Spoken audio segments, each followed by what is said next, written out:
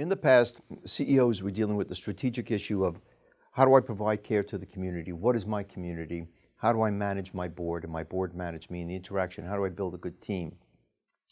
And now part of that interaction and that team and dealing with the board is how do my consumers perceive me? Am I in an environment that is welcoming? Do I seem pleasant? Or do I seem very, very sterile and aloof? Does everyone greet me as a patient when I walk in the door? How do they greet me? Do they take the time to make sure that my needs are being attended to? How do I measure that? As a CEO, do I walk the floors? Do I meet patients? Do I see how they're doing? Do I speak to their family members? Do I ask where could we have done better?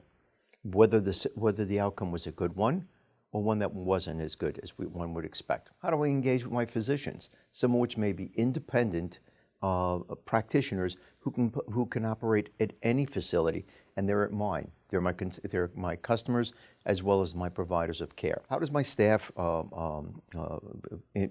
interpret how I care about patients? How do I deal with my staff? How do I interact with my staff?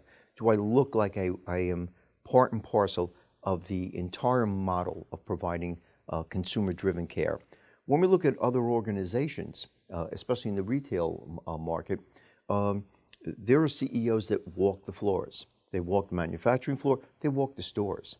They talk to patients. And in fact, there's a TV show out there of the undercover CEO where they come on board and just to experience not only what their customers are experiencing, but what their employers are going through.